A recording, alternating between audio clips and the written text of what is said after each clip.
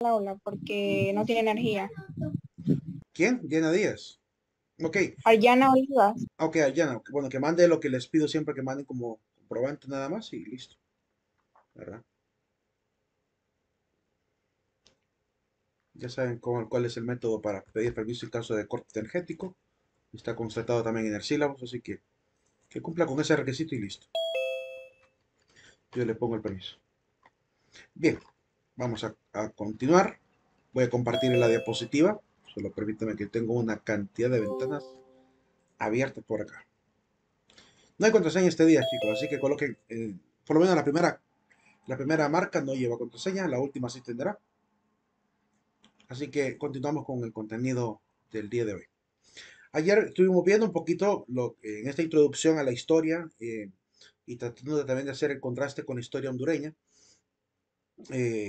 Vimos el romanticismo histórico, ¿verdad? Hoy toca que ver un poquito, ya los últimos tres temas prácticamente faltan de esta introducción, que será el positivismo histórico, el materialismo histórico eh, pero cuatro temas. Y el otro tema es el de la historia contemporánea, la historia idealista, y la última que sería hablar de lo que pasa con la historia hondureña, es decir, específicamente los historiadores de Honduras, ¿verdad? El problema que hay que hablar al respecto, que es muy interesante. Bien, con respecto al positivismo histórico, entendamos primero qué es el positivismo, para luego unirlo a qué es lo histórico. Como recordarán en filosofía y sociología, los que ya llevaron la clase, si no la llevaron, pues van a ver eso ampliamente. Para Augusto Comte es el fundador de esta doctrina filosófica que después también pasará a la ciencia. Augusto Comte tiene una visión muy diferente del resto de historiadores. Él cree que han habido tres etapas o tres periodos o tres estadios de la historia. Eh, y vamos hacia un tercero, que se supone, según soñaba él, vamos a un tercero. Puede ser que ya lo estemos viviendo, ¿verdad? Hay que ver las características para saber si lo estamos viviendo o no. El primer estadio de la historia, según Augusto Comte, todavía no voy a mover diapositiva porque realmente lo que tengo aquí es algunas generalidades, ¿verdad? De las características que ya las voy a mencionar. Pero primero quiero introducir lo que es el positivismo para los que no han llevado de repente filosofía o sociología.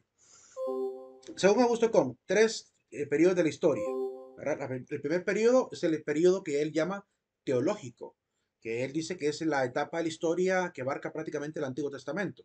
Es un hombre muy religioso, diríamos, y utiliza algunos términos religiosos para hablar de esta división de la historia. ¿Cuáles son las características de este periodo? Podemos mencionar al menos dos. Una, que Dios aparece como si fuera Padre. Se muestra a la humanidad como Dios Padre y por tanto la humanidad obedece a Dios Padre movido por la segunda característica. La humanidad se mueve en función del premio o del castigo. No hay por tanto convicción, sino que lo hacen por miedo o por afán de querer obtener cosas de parte de Dios. Esa es la característica de la humanidad en ese periodo de la historia. El segundo periodo de la historia que él menciona es el metafísico.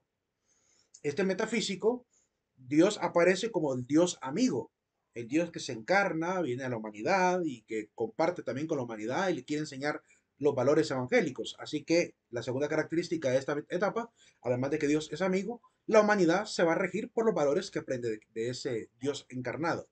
Es la etapa, por tanto, del Nuevo Testamento, ¿verdad? Donde el hombre se deja guiar por los valores cristianos. Pero hay una tercera etapa que él dice que es la que viene, según estamos prácticamente en 1700, 1800, finales de 1700, principios de 1800, y él dice que la siguiente etapa será la etapa positiva, donde Dios prácticamente no es que Dios no exista, sino que Dios desaparece, Dios esconde al hombre, y por tanto que deja al hombre solo. Y aquí entonces la humanidad, ya sin este Dios paternal o amigo, se tendrá que regir por los valores positivos. ¿Y cuáles serían esos valores positivos para Augusto Comte? Pues dos ideas importantes, bueno, tres ideas importantes. La ciencia, ¿verdad? Que es el punto de partida para obtener otras dos grandes ideas y también dos grandes fines y dos grandes valores, el desarrollo y el progreso. Entonces se supone que estamos en la última etapa, según él creía, la siguiente etapa es la etapa del desarrollo y el progreso mediante la ciencia como punto de partida. Es por tanto que a partir de este momento, la historia también va a jugar un papel importante, se va a fusionar junto con la sociología, junto con este positivismo, y los historiadores van a empezar a escribir la historia, pero con una finalidad. que la historia tiene que ser una historia pragmática, una historia que sirva, una historia útil. Así que si narramos algo de la historia es porque va a servir para las futuras generaciones. De lo contrario, no se respalda esa historia. Solamente aquello que es útil para tomar decisiones. Entonces escribe una historia en relación también con las ciencias positivas. En este caso, con las ciencias, ¿cómo se llama? De la química, física, biología, geología, ¿verdad? Mineralogía, técnica, toda la parte científica que podemos imaginarnos en el siglo XIX, XVIII y XIX. Así que la historia que narra es la historia de los avances, la historia de los inventores, la historia de los grandes, ¿verdad? Hallazgos tecnológicos, que eso es lo que realmente le interesa al historiador de este momento. Entonces, vamos a ver que la mayor parte de la historia se va a enfocar en el tema del progreso, de la industria, la parte de la empresa, las grandes mineras, las grandes corporaciones. Es la etapa que prácticamente aquí en Honduras estaríamos viendo alrededor de 1860 en adelante, aproximadamente, ¿verdad? Hasta 1940 aproximadamente se puede constatar una historia escrita de esa manera, donde hablamos prácticamente en función de lo que hicieron las bananeras, lo que hicieron las mineras, esa parte científica y la parte tecnológica, la parte empresarial que tiene que ver con ese momento de cambio histórico. Además de la reforma liberal que se estaba desarrollando en ese momento, también la parte industrial de los países, la capitalización de los países, eso es lo que realmente importa al historiador de ese momento, cómo el país se está desarrollando, cómo el país está creciendo, que es lo que realmente vamos a constatar en las fuentes históricas de esos momentos. Entonces exalta la idea, ¿verdad?, de que los fenómenos van a cambiar, ¿verdad?, pero también solo son importantes los fenómenos que generan conocimiento novedoso, ¿verdad? Esa es la característica del positivismo histórico que habría que resaltar. ¿Alguna pregunta hasta ahorita? Para los que recién van ingresando, tienen un minuto para poner la asistencia. No hay contraseña. Bien, prosiguiendo. Sí, ¿alguna pregunta? ¿Todo claro hasta ahorita? ¿Cuál es la finalidad del positivismo histórico? Narrar hechos históricos valiosos, útiles, ¿verdad? Y en función de la ciencia y el progreso. Que básicamente esa sería la síntesis. Ahora bien, si no hay alguna pregunta, prosigo. La filosofía, por tanto, pero la sociología, en este caso, se une a la historia y se genera prácticamente una búsqueda, ¿verdad? Bastante útil. Se convierten en hermanas. Bueno, incluso de la filosofía pasa a la sociología, de la sociología pasamos a la historia. La historia en este caso puede pasar a ser una herramienta prácticamente para comprender lo que hay que ir haciendo. Hay una total confianza y creencia en la ciencia.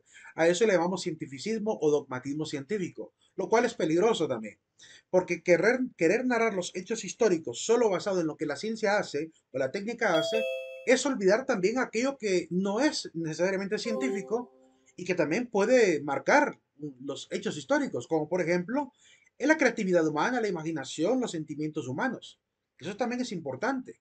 No es abarcado ni tampoco lo estudia la ciencia como tal, pero también es determinante para la historia, ¿verdad? Hemos tenido enfrentamientos armados solo por cuestiones de amor, ¿verdad? Que porque mataron a un familiar y la gente se vuelve enemiga con otros y eso genera batallas y genera guerras. Entonces, claramente, hay cosas que se escapan de la ciencia que tienen que ver puramente con el fenómeno humano que también hay que considerar. No hay clave, chicos. Em, la idea de progreso y desarrollo prácticamente son primordiales en esta narración histórica, como ya había mencionado. Bien, pasamos a la siguiente forma de narración de la historia. Diría yo, la antepenúltima, ¿verdad? La antepenúltima forma. Ya estamos cerquita de salir de esta introducción a la historia. El materialismo histórico, para comprender también qué es el materialismo histórico, que hablar primero de materialismo. Aparecen dos personajes en la historia, a finales del 1800, que es Karl Marx y Friedrich Engels. Los que llevaron sociología saben a quién me refiero. Em, ¿Qué van a hacer ellos? Bueno, Marx se propuso replantear la historia, es decir, volver a crear una nueva interpretación de la historia, ¿verdad? Con esa nueva concepción del hombre, de la sociedad y de la historia, pretendía ayudar obviamente a las masas proletariadas, a la gente obrera que evidentemente era de alguna manera explotada en aquellos momentos de gran industrialización, ¿verdad? Es decir, si bien es cierto, la industrialización trajo algunas cosas positivas, también trajo cosas negativas. La opresión del hombre, ¿verdad? Había personas que trabajaban 12 horas con un salario miserable. Gente se enfermaba y sin seguridad social. No había ni código de derecho laboral. Es decir, no había protección pues para el obrero y era el que más se sacrificaba. Y a pesar de ello no era el que se enriquecía. El que se enriquecía era aquel que lo tenía bajo ese sistema subordinado. Marx obviamente se alza contra esto y a partir de lo que nota en su época, de esta explotación y esclavismo, pues esa es la pregunta realmente, si la historia no ha sido esto, si la historia no ha sido prácticamente cambios debidos al mismo sistema de producción y es lo que él se propone demostrar y lo trata de describir a su manera. El objetivo, por tanto, de este momento es describir los fenómenos a partir de los cambios históricos que producen los sistemas de producción. Es decir, los cambios materiales de las sociedades, la parte económica, es lo que va a determinar realmente la transformación que se va a realizar. Y lo que se propone Marx es generar, ya que son los sistemas de producción los que generan los cambios históricos, él quería aprovechar, obviamente, la fuerza del obrero para generar una nueva etapa histórica en la cual se pudiera acabar toda esta opresión, ¿verdad? Y además generar quizás una sociedad utópica como él se imaginaba, sin clases, ¿verdad? Donde todos fueran iguales. Entonces, nacen algunos elementos interesantes que hasta el día de hoy siguen siendo resonados en varios partidos políticos que quieren alcanzar esa igualdad de todos y quieren alcanzar prácticamente esa nueva etapa de la historia donde no hay clases sociales, donde los burgueses prácticamente pasan a ser parte del pueblo y no hay opresión del burgués sobre el proletariado. Esta es la visión que tiene Marx sobre la historia y lo intenta replantear también, generando incluso una nueva periodización, es decir, una nueva forma de entender la historia a lo largo de lo que ha ocurrido. Para determinar la historia, él cree entonces que es el materialismo, ¿verdad? Es decir, es el manejo de los materiales, la producción, ¿verdad? Por tanto, pasamos del esclavismo al feudalismo, del feudalismo al capitalismo, y cada etapa histórica está marcada por estos sistemas de producción. Son los medios de producción prácticamente los que transforman la misma historia. Son estos medios útiles para la supervivencia lo que va a definir prácticamente las diferentes etapas según Marx. A partir de ahí, entonces Marx va a elaborar una nueva forma de periodización que sería basada en cuatro etapas, ¿verdad? Diríamos, sí, cuatro eras o cuatro etapas de la historia.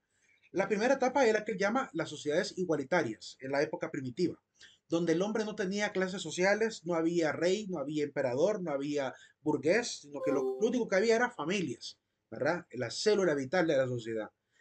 Nada más, no había, según él, no había organización, según él. Sin embargo, yo tengo que decir algo crítico alrededor de ello, y es que la historia incluso de nuestros pueblos aborígenes demuestran que no hubo una sociedad tal cual. Desde que aparece el padre de familia, él se convertía en cabeza de la familia. Era el que mantenía obviamente el sistema. Estaría incluso el hombre en ese momento por encima de la mujer. También hubo sociedades donde estuvo la mujer por encima de los hombres. Hubo matriarcados. Así que no es cierto que siempre todos fueron iguales. Esa idea de que fue perfectamente donde todos eran idénticos, no, no necesariamente. Al menos quizá no después de la conciencia del Homo sapiens. Antes quizás sí, en la época quizá del hombre primitivo, pues no había forma ni siquiera de organizarse políticamente porque no había la inteligencia para hacerlo. Es decir, hablamos de una época del Cromañón para atrás, y quizás no había la capacidad social para poder organizarse de esa manera. Pero apenas el hombre llega a ese estado de, diríamos, del Homo sapiens, ¿verdad? Incluso de Neandertal en adelante, ya se podría constatar que sí hay una estructura, hay una jerarquía, por tanto no hay igualdad. Pero bueno, Marx interpreta la historia de su manera porque vive en una época en la cual no tiene toda la información que tenemos hoy en día respecto a estos homínidos que hemos visto anteriormente. La segunda etapa, bueno, ¿qué produce el cambio? Lo que va a producir el cambio es las relaciones sociales de producción, es decir, la manera como se va a realizar en la parte del mercado, por así decirlo, la parte de la venta, de la producción y el consumo, eso genera el cambio y se pasa a la siguiente época. La siguiente época, o la siguiente etapa, él le llama las sociedades clasistas. Prácticamente hablamos desde la historia antigua hasta la época incluso moderna, donde había una jerarquía social, como está representado aquí. Quiero comentarles que incluso en una casa masónica que hay aquí en Santa Rosa de Copán, está una que tiene una puerta metálica y la letra G con el compás y la escuadra en la puerta, casi siempre está cerrada esa puerta metálica, pero en una ocasión la tenían abierta. Yo como soy muy curioso me asomé.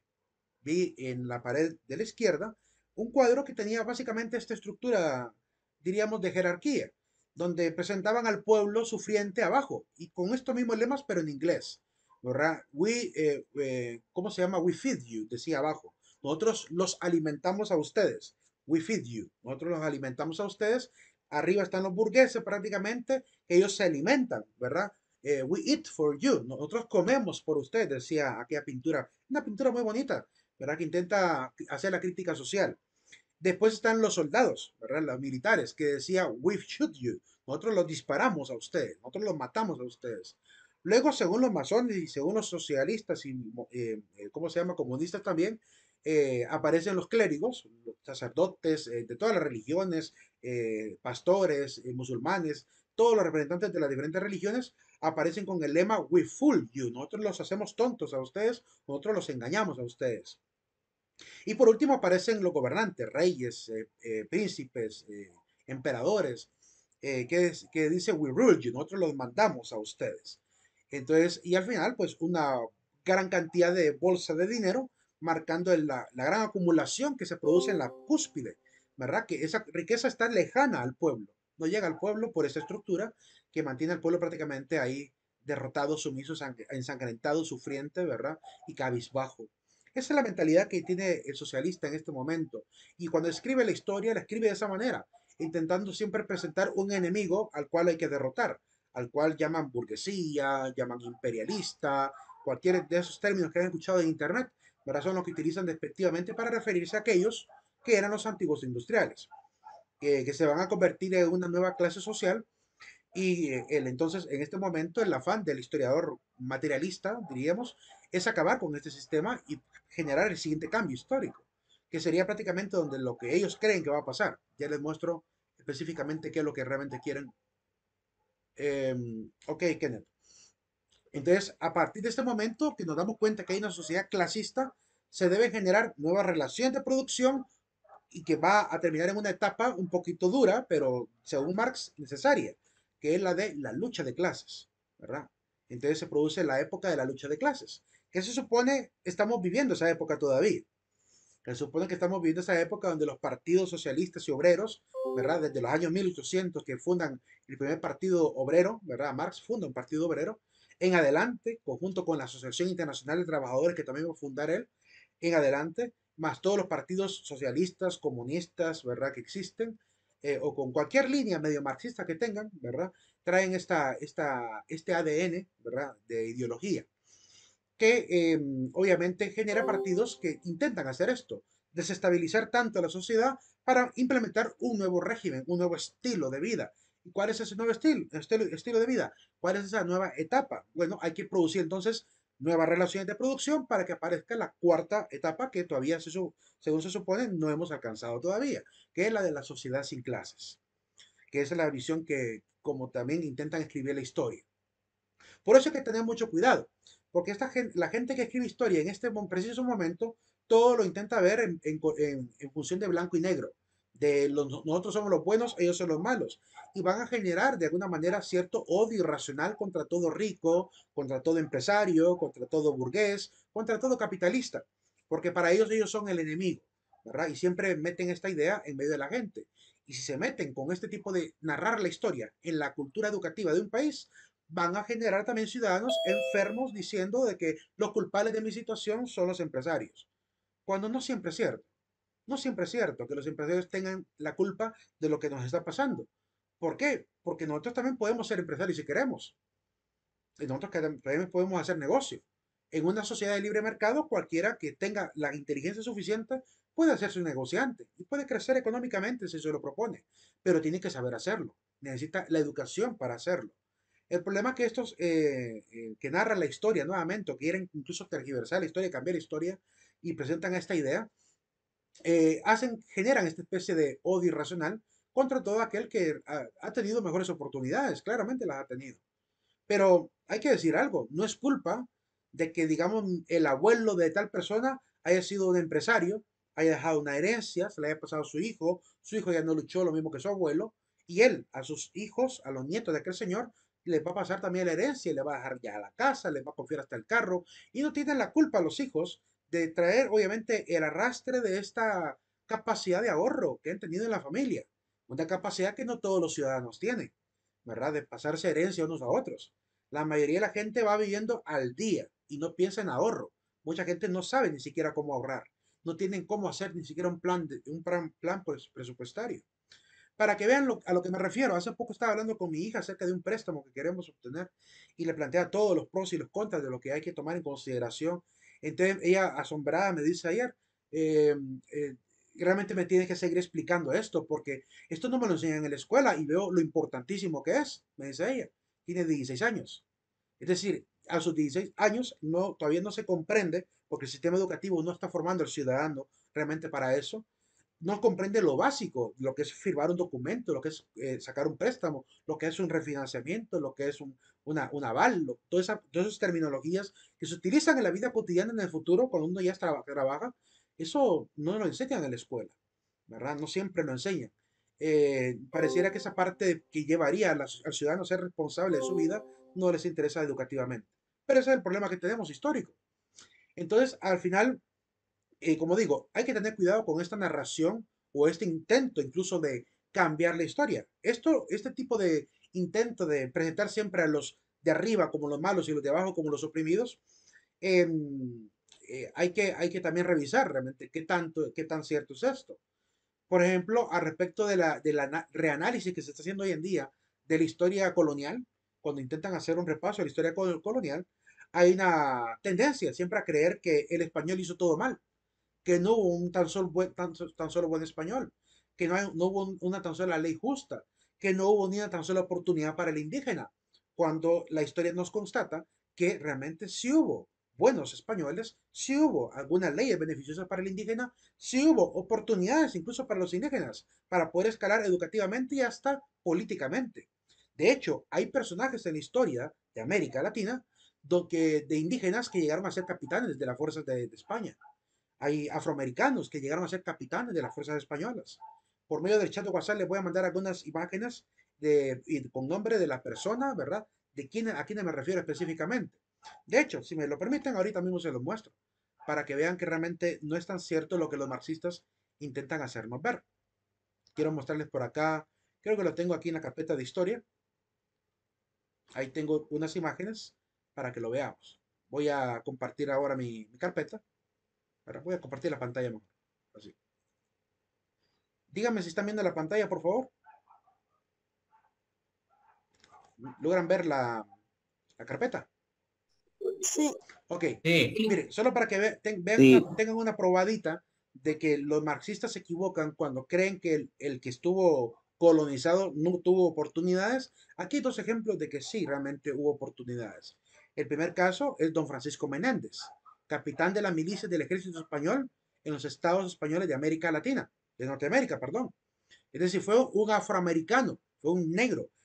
Prácticamente es un oficial negro que en Estados Unidos no se permitía que un negro llegara a ser oficial, pero en España sí lo permitieron. Ese es el primer caso. Ahí pueden leer la historia un poquito, ¿verdad? De que estuvo en la capitanía de Cuba, ¿verdad? Cómo estuvo sirviendo allá.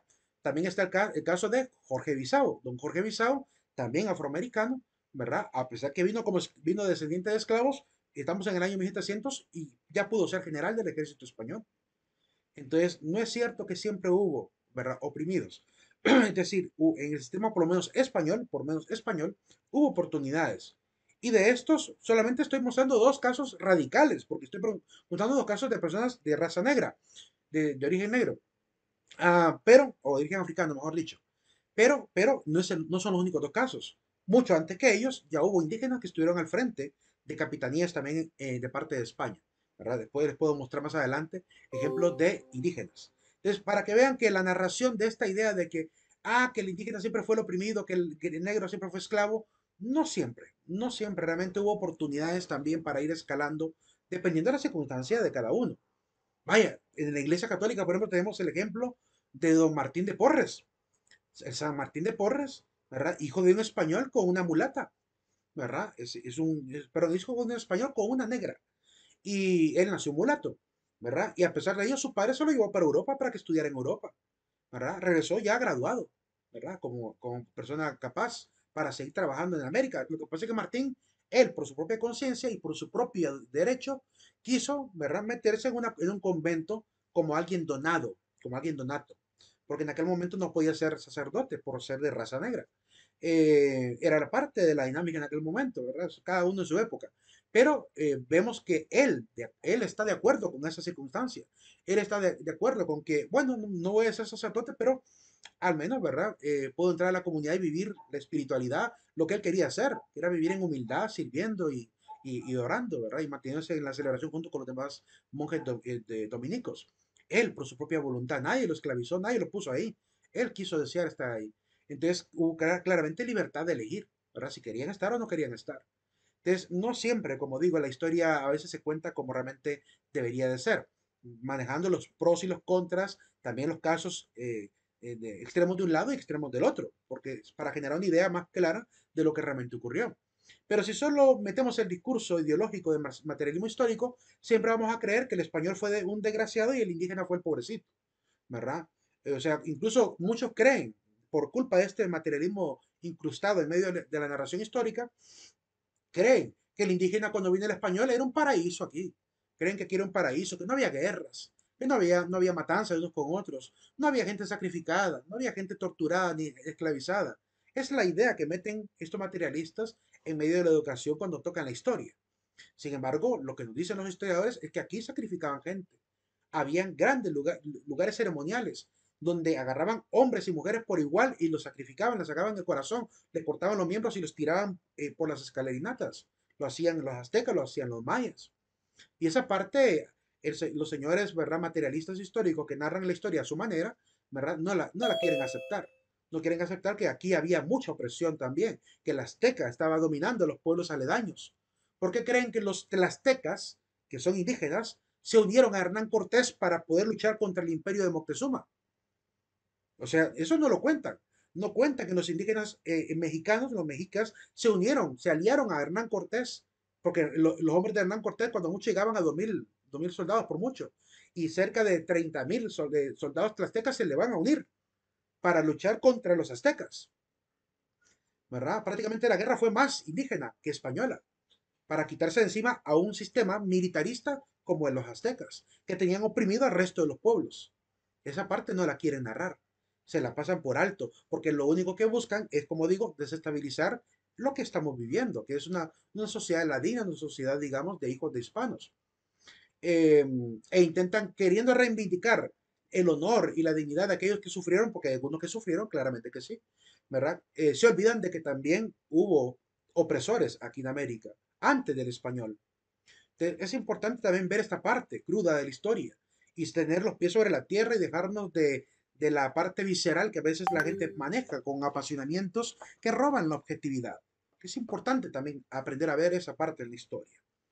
Bien, esa es la parte que tendría que meter aquí como parte de la reflexión también del materialismo histórico y el cuidado que hay que tener con los libros que se están escribiendo contemporáneamente, porque algunos están queriendo cambiar historia de raíz. Si no, miren, por ejemplo, los documentales supuestamente históricos de Netflix, poniendo a personajes de la historia cambiados racialmente. El último gran escándalo fue Cleopatra. La presentaron como una afrodescendiente cuando es hija de griegos. Ella es griega, Cleopatra es hija de griegos, y la presentaron como una afroamericana, porque por querer ayudar a la minoría, quizá de que ha sufrido de racismo en Estados Unidos, ¿verdad? Con este movimiento woke, están cambiando personajes a lo loco, ¿verdad? Sin respetar la historia. Incluso hubo algunos historiadores que hacían el eco allá en Egipto diciendo que había que demandar a Netflix. Había que demandarlo porque incluso se generó el boom de que iban a demandar a Netflix por querer cambiar la historia de una manera anticientífica completamente, ¿verdad? Solo por seguir una cuestión ideológica. Por eso digo, este mundo actualmente está un poquito enfermo de este tipo de materialismo histórico, queriéndolo derrocar todo y volviendo a rehacer todo. Hay que tener mucho cuidado con este tipo de historia. Bien, y la historia contemporánea, que es la que estamos viviendo hoy en día. ¿Se fue la energía, chicos? No, creo que se quiere ir la energía. Hubo un pequeño bajón por acá. Ya se veía en toda la ciudad, la mitad de la ciudad en adelante, de Santa Rosa de Copán, no había energía todo este día, pero espero que no se nos vaya a ir al otro lado. Bien, prosiguiendo, ¿alguna pregunta hasta ahora? ¿O algún comentario o observación al respecto de lo que he dicho?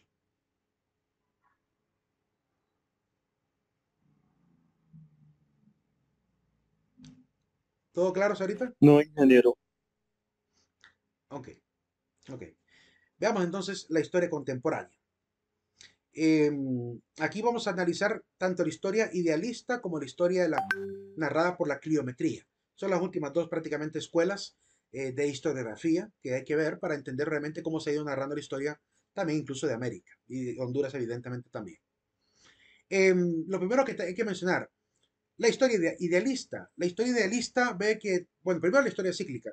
La historia cíclica considera que no estamos viviendo una línea del tiempo, diríamos, pues recta, sino que como que los eventos se siguen repitiendo cada cierto tiempo por este ciclo, ¿verdad? Interesante, que incluso alguien sintetizó con este meme, donde dice, los tiempos difíciles crean hombres fuertes, como en la Segunda Guerra Mundial. Los hombres fuertes crean buenos tiempos, como después de la Guerra Mundial. Los buenos tiempos crean hombres débiles, como está pasando, ¿verdad? Desde los años 80 para acá. Los hombres débiles crean tiempos difíciles, como estamos viviendo hoy en día. Que hoy en día vemos más hombres débiles que hombres fuertes, ¿verdad? Sobre todo con estas doctrinas que andan ahí pululando, culpa del marxismo cultural, de las nuevas masculinidades que vuelven al hombre muy débil. Yo me pregunto, y de hecho esa pregunta no la hago yo, esa pregunta la hizo un psiquiatra llamado Jordan Peterson. ¿Qué vamos a hacer el día de mañana si todos los hombres están, digamos, por así decirlo, afeminados? Cuando venga de repente un problema político. Como tenemos obviamente sociedades donde el hombre se está afeminando y sociedades donde el hombre se está volviendo muy fuerte. Hablamos de la cultura musulmana, ahí no se van a afeminar muy pronto. Porque para cambiar esa cultura hay que cambiar incluso la religión y eso no va a pasar por lo pronto. Y si estos pueblos son fuertes en hombres, valientes, guerreros, y los de Occidente nos volvemos todos débiles, ¿quién nos va a defender? ¿Quién nos va a defender si se viene encima una guerra, una invasión? ¿Las mujeres van a salir a la defensa? ¿Las que están aplaudiendo a los hombres que se pintan y se maquillan y se ponen uñas y se cambian de ser hombres a ser mujeres? Esas personas nos van a ir a defender. Por eso los hombres débiles pueden crear tiempos difíciles. Y el día de mañana se les ocurre a los musulmanes generar una invasión como lo hicieron hace 1400 años atrás, en el año 600 en adelante. ¿Quién nos va a salvar? No creo que el Chapulín Colorado. Entonces, cuidado, cuidado con esas modas que están surgiendo hoy en día y esas nuevas masculinidades que vuelven al hombre un debilucho, un hombre que no va a estar dispuesto a pelear por una guerra, que no va a estar dispuesto a defenderse. Y claramente, uno no hay que buscar incentivar la guerra, pero sí tiene que tener la preparación de guerra para evitar la agresión de un invasor, evitar lo que llamamos la legítima defensa. Entonces, cuidado con los cambios históricos que estamos generando, porque el futuro puede ser terrible. El día de mañana, si hace una tercera guerra mundial, ¿quién nos va a defender si todos van a andar maquillándose en TikTok? ¿Para quién nos va a defender? Entonces, ojo, ojo con esas modas y andar aplaudiendo como focas, ¿verdad? Esa neocultura o anticultura, mejor dicho, que genera a ese tipo de masculinidades. Y por otro lado, también tengo que hacer otra crítica respecto a esta historia cíclica. El otro lado, el problema de que las mujeres incluso están cayendo en este nuevo adoctrinamiento donde les hacen creer que estar empoderadas no es ser una mujer fuerte, ¿verdad? Luchadora, no, no, es una mujer liberal sexualmente, hablando, una mujer liberada sexualmente, ¿verdad? Y ahí están también muchas ahí aplaudiendo como focas a toda la que se exhibe, a toda la que mueve el trasero, a toda la que pasa con sus páginas pornográficas, a esa le aplauden, ¿verdad? Bravo, luchona, le dicen, bravo, no sé qué, le dicen, ¿verdad? Aplaudiendo ese tipo también de actitudes donde la mujer en vez de volverse fuerte, la están volviendo víctima, la están volviendo objeto, la están volviendo un objeto de consumo para hombres también que con su misma debilidad no son capaces de enamorar a una mujer, sino que tienen que andar buscando mujeres online. Y ni siquiera para tenerlas de pareja, solo para andar fantaseando. Porque como son tan debiluchos, no tienen ni siquiera el valor para enfrentarse cara a cara a una mujer e intentar cortejarla como se hacía antes. Ahora, cobardemente, mejor prefieren estar detrás de una computadora en vez de buscar lo que hacía antes del hombre, que era ir, ¿verdad?, en búsqueda de una mujer buena, una mujer, digamos, digna, ¿verdad? Ya ni siquiera el valor tienen de intentar hacer cortejo, ¿verdad? Ya no, porque también a las mujeres las han endurecido. Ahora el cortejo del hombre ya no vale para la mujer, sino que ahora lo único que vale para las mujeres, según lo que se maneja en las redes sociales a nivel cultural, es que el hombre le pueda ayudar a facturar a ella. ¿Verdad o no? No es lo que realmente se dice hoy en día, que las mujeres ahora facturan. Pareciera como que la sociedad y la cultura está convirtiendo hoy en día a la nueva mujer casi prácticamente en una prostituta, porque hay que tener dinero para tener una pareja. Y hay que pagarle todo, todo, hay que tenerle todo bien, bien a ella. Ella no puede sacrificarse, sino que es el hombre el que tiene que pagarle todo. Le tiene que dar la casa, pagar la boda, pagar el pastel, el vestido, los zapatos, las joyas, todos los peinados. Si el hombre no da eso, no es un buen hombre. Porque la mujer tiene que estar como princesa porque cree que se merece todo eso. ¿Y qué genera esto? Bueno, que menos hombres intentan andar con una mujer porque las mujeres prácticamente se pusieron en un pedestal, ¿verdad? Y ahora cuando las mujeres no consiguen buenos hombres, creen que todos los hombres están cortados por la misma tijera porque constantemente en sus redes sociales, intentando buscar al hombre de su vida, ¿verdad? Se pasan exhibiendo y solo le llegan a aquellos hombres depravados que creen que todos los hombres están así. Porque los buenos hombres que podrían estar quizá amándola sin necesidad de darle todo lo que un príncipe podría darle en los cuentos de hadas a una mujer, pero luchando por lo menos para hacer una historia juntos, no están dispuestos a estar con ese hombre. Si un hombre no es capaz de mantenerlas, no quieren estar con ese hombre. No les interesa estar con un hombre que lucha día a día, ¿verdad? Porque ellas quieren estar empoderadas en un pedestal. Entonces, ojo, ojo con lo que estamos construyendo actualmente, porque estamos debilitando incluso la familia, que es la célula de la sociedad. Nos volvemos más polarizados. Hay una lucha de hombres contra mujeres actualmente. Está reapareciendo un machismo por culpa de este tipo de mujeres hoy en día. Y estamos generando un problema mayor, más grave. La historia futura va a ser un poco insospechada para la América Latina, con este tipo de cultura que se ha infiltrado en medio de la educación. Porque incluso desde la educación empiezan a generar esos cambios. ¿Verdad? ¿O no han escuchado en Argentina, en España, cómo se han metido obviamente en los niveles educativos a meter a los chicos en la cabeza que pueden vestirse de mujer y pintarse los labios? Que hemos visto niños llorando porque les quisieron pintar los labios en experimentos que han metido dentro de los kinders o dentro de las escuelas primarias. ¿Verdad? Que les han querido hacer sentirse mujer a los niños poniéndoles falda, como ya ha pasado. Padres de familia han levantado la voz ante instituciones, tanto en España como en Argentina, por lo que han ido a hacer a las aulas de clase. En Perú también, ¿verdad? Ahí en el Perú hay un caso tremendo, horrible, donde alguien que supuestamente estaba dando educación sexual a los chicos, ¿verdad? Manoseó a un niño frente a sus compañeros, ¿verdad? Y ahorita está, pero así, fuerte el escándalo ahí en Perú porque realmente han dejado infiltrar este tipo de situación cultural que está debilitándonos a todos. ¿Verdad? Debilita la seguridad de la mujer, debilita la seguridad del hombre, debilita la seguridad de los niños, generando cada vez gente más débil, gente más dolida, más traumada, más con mayores problemas emocionales. Y eso genera una población completamente débil, ¿verdad? Fácilmente manipulable, fácilmente manipulable. Fíjense que quiero mencionar esta parte interesante. Solo vean cómo ha crecido y aunque no pareciera un elemento que sirva para el diagnóstico, según los mismos psicólogos como Sigmund Freud, no sé si han notado ustedes que en los últimos 20 años o 15 años ha aparecido un gran afán por andar tatuados. Un montón de gente con tatuajes. O sea, que se ha vuelto moda el tatuarse. ¿Y saben lo que decía Freud al respecto de esto? Que el tatuaje es un mecanismo de defensa para externar el dolor o la angustia o un trauma. Ahora revisemos entonces por qué, qué ha pasado esto. ¿Por qué se ha vuelto una moda? El hecho de ponerse ciertas marcas en la piel. No estoy en contra del tatuaje en cuanto a la moda, pero el problema es que esa moda, según el psiquiatra este experto en psicoanálisis, ¿verdad? Que muchos tienen como referente, según él, es un mecanismo de defensa que solo demuestra cierto dolor, angustia interior. Entonces, ¿qué tipo de sociedad estamos construyendo? Un montón de gente anda externando prácticamente en sus tatuajes cierta debilidad que tenemos en el interior.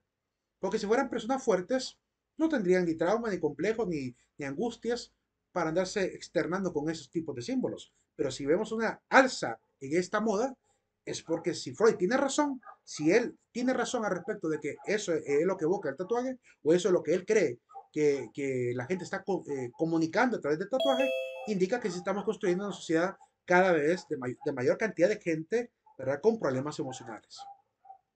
Es una cuestión que hay que revisar, ¿verdad? ¿Qué estamos haciendo en la historia contemporánea? ¿Hacia dónde vamos? Pareciera que vamos hacia los tiempos difíciles, que quizá más adelante vuelvan a aparecer hombres fuertes. Y creo yo, siento yo, que ya están apareciendo algunos hombres fuertes. Ya he visto a mujeres, incluso, aquí se hablo de hombres y mujeres por igual, porque he visto tanto a hombres como a mujeres con un interés de argumentar contra esta cultura de la debilidad están actualmente contraargumentando para volver otra vez a la época de hombres fuertes y mujeres fuertes, ¿verdad? Mujeres que no ocupan del Estado, hombres que no ocupan del Estado, mujeres y hombres que se respetan a sí mismos, mujeres y hombres que saben que todo lo que hay ahorita en la cultura es un irrespeto a su propia dignidad. Ya están apareciendo críticos así, hombres y mujeres por igual, en las redes sociales, ustedes los podrán ver. O si quieren algún referente o algún nombre de este tipo de personas, está Armando Saucedo de México, que es uno de los que lucha contra este tipo de doctrina. Y también una chica llamada Adri Krag, que también se dedica a desmentir con ciencia, conocimiento y buenos argumentos toda esta cultura de la falsedad que ha llevado a la gente a ser cada vez más débiles. Bien, vamos al aula virtual. No, perdón, no, perdón, faltan 7 minutos. Pensé que ya había terminado la hora. Disculpen, es que ayer quedó la alarma del día de ayer que había puesto para la pruebita, ¿verdad? Por eso es que son ahorita. No se preocupen, ya ahorita lo arreglamos. Bien.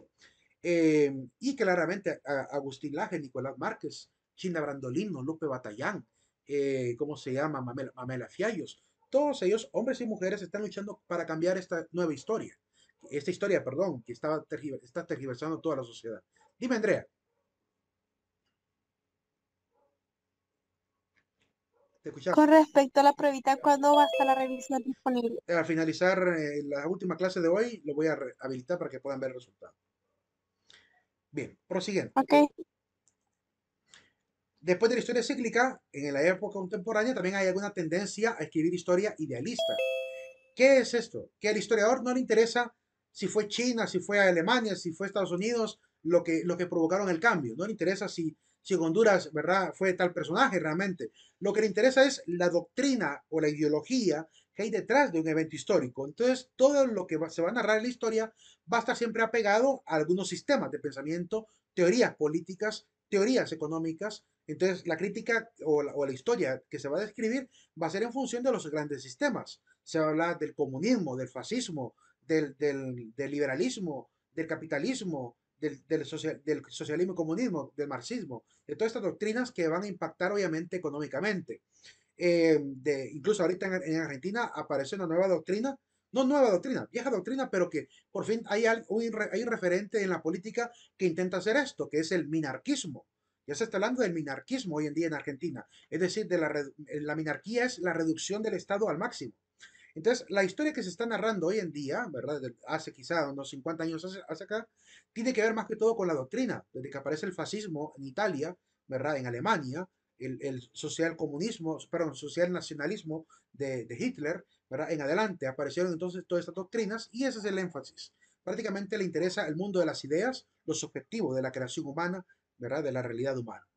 Porque claramente esas doctrinas son las que están cambiando la historia, ¿verdad? Fue el liberalismo el que cambió la realidad de Honduras, por ejemplo, en los años 80, ¿verdad? Ese afán de libertad, de salir de las dictaduras militares, ¿verdad? Y la suerte que tuvimos de tener a un militar que se dijo a sí mismo, ¿verdad? Ya basta que los militares estén en el poder y entregó el poder nuevamente a los demócratas, ¿verdad? Que en ese caso creo que fue Policarpo Paz, eh, que fue el que entregó el poder prácticamente nuevamente a los civiles, ¿verdad? No porque anteriormente tuvimos muchos militares, incluso un triunvirato militar al frente del gobierno de este país.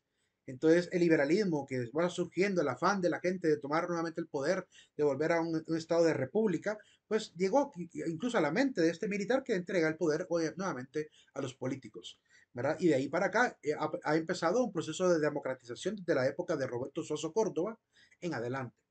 Entonces, el liberalismo ha marcado esta última etapa de la historia que hemos vivido en Honduras. Pues eso es lo que le interesa al historiador, ¿verdad? ¿Qué doctrina hay detrás de cada evento histórico? Y la última escuela, siempre contemporánea, la escuela de la cliometría. La escuela de la cliometría es un afán que nace gracias a dos maestros de Harvard, estos pioneros, Alfred Haskell Conrad y John Mayer. Juntos escribieron un artículo eh, histórico sobre el tema de la guerra en Estados Unidos, ¿verdad? Conrad fue doctor en economía, profesor de Harvard, y también Meyer fue doctor en economía. Y desde la economía intentan narrar la historia. Eso es bien interesante, porque comúnmente son los historiadores, los que estudian historia, licenciatura en historia o maestría en historia, los que quieren escribir libros de historia. Pero en este caso son economistas los que analizaron un evento histórico Y le enseñaron a los historiadores la importancia que puede tener meter la economía en el análisis historiográfico, que es lo que van a hacer ellos. Ambos escribieron este artículo que se llama La economía y la esclavitud en la antesala de la guerra, que hubo obviamente en Estados Unidos, la guerra de secesión, perdón, la guerra civil, la que fuera que analizaron ellos. Este artículo que escribieron en el año 1958, en el volumen 66, ¿verdad? Numeral 2 de ¿cómo se llama? El Journal de Economía Política. Ahí está el artículo, ¿verdad? Y ellos intentan demostrar, y de hecho logran demostrar la razón del por qué un bando perdió respecto a otro bando. Ya vamos a leer un poquito al respecto de ello. Escribieron después un libro conjunto, ¿verdad? Ambos, llamado la economía de la esclavitud. La economía de la esclavitud, que es importante también considerar como un libro referente en el análisis histórico también de uno de los eventos. Después escribieron un libro llamado Estudios en la historia econométrica, ¿verdad? Que es una historia basada en la economía, evidentemente. Así que con esta influencia generan una nueva, diríamos, manera o método de escribir la historia, llamada la cliometría, en honor a esta musa llamada la Clio, la diosa Clio, que es la musa de la medición o de la métrica. Entonces, en honor a ella, a esta musa de la mitología, le han llamado así a la rama. Ese es un término inventado por Jonathan Hughes, que es el que Hughes, no sé cómo se pronuncia ese apellido, Hughes creo que se pronuncia.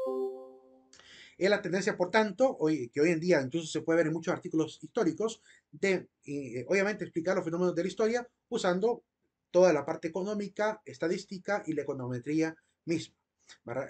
A eso le llamamos cliometría. ¿Verdad? Usar la economía, la estadística para medir obviamente la historia y determinar causas y consecuencias también. Y de hecho ayuda para entender realmente lo que puede pasar a futuro.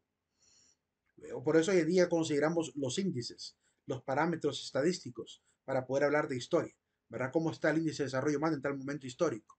¿Por qué es que realmente Honduras no logró avanzar en tal época? Analizando obviamente el nivel de alfabetismo, el nivel de educación, el nivel de Producto Interno Bruto, todo eso entra en el análisis también histórico hoy en día. Bien, básicamente por ahí nos vamos a quedar, vamos a ir al aula virtual, falta un minutito para poder colocar la asistencia final. El día de mañana vamos a hablar un poquito ya qué pasa con los historiadores en Honduras, ¿verdad? ¿Por qué tenemos tan pocos libros y tan pocos referentes de historia en Honduras? ¿Qué ha pasado en ese sentido y qué papel ha jugado el Estado al respecto? Vamos al aula habitual para colocar la asistencia cotidiana para el día de hoy. Vamos a ver, uy, casi la cierro. La contraseña para esta salida es la palabra mundo, la palabra mundo. Que tengan feliz tarde, chicos. Nos vemos más el día de mañana. Yo les aviso por el chat cuando esté liberado el control.